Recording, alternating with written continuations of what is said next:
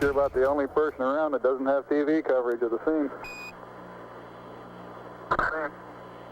That's all right, I don't mind a bit.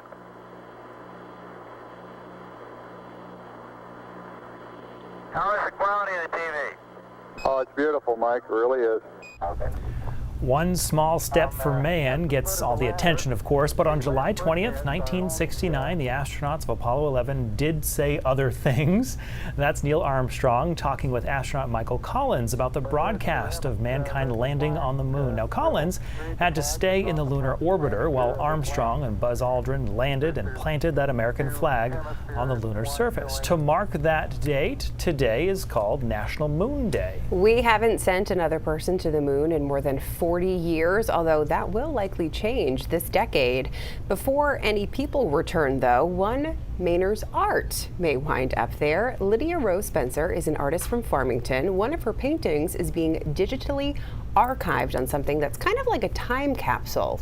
They're calling it the Lunar Codex, and it's funded by best-selling author Samuel Peralta. He's paying for works from 30,000 people spanning 156 countries to ride a SpaceX rocket to the moon next fall. Meanwhile, NASA's Artemis program is slated to carry the next humans to the moon, and there's a chance a woman from Aroostook County will be among them. Jessica Meir is from Caribou and has been an astronaut for 10 years now.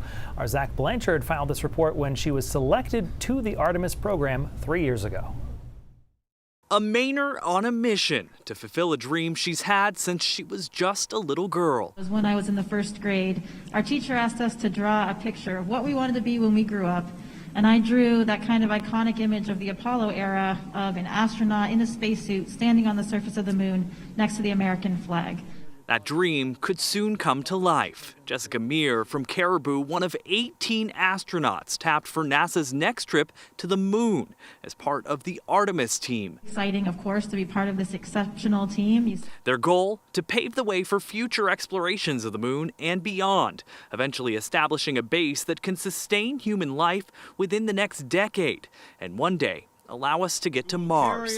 At an event at the Kennedy Space Center Thursday, Meir acknowledged the significance she could be one of the first women ever to make a lunar landing. It really isn't a personal achievement for us. It is paying homage and tribute to the generations of women and other minorities that really were the boundary pushers, that truly broke those glass ceilings to let us be here today. Oh, it's so exciting! Kirsten Hibbard, the executive director of the Challenger Learning Center in Bangor, says Meir has become a real role model for young Mainers. This is just, it is powerful for students to know she is from Caribou. She is from a small town just like them, and she could be one of the first women on the moon. But for this one small town girl, this one small step for woman is an even bigger step for humankind. We're going to have so many people to not let down. That was Zach Blanchard reporting in 2020. Now, so far, NASA has tested the space vehicles that will take astronauts to the moon once in an unmanned mission. The next step is Artemis 2, which will take 4 astronauts to the moon and back next fall. They will not get off the ship, though. Then, of course, Artemis 3, that right now is scheduled for December of 2025 and will include the next 2 people to walk on the moon. A crew for that has not yet been selected. Now, if you just have to touch the moon and becoming an astronaut seems like it might be a little much, there is a solution. The Maine Mineral and Gem Museum has an extensive collection of space rocks, including the largest collection of moon rocks anywhere apart from the moon itself. They've also got meteorites and pieces of Mars.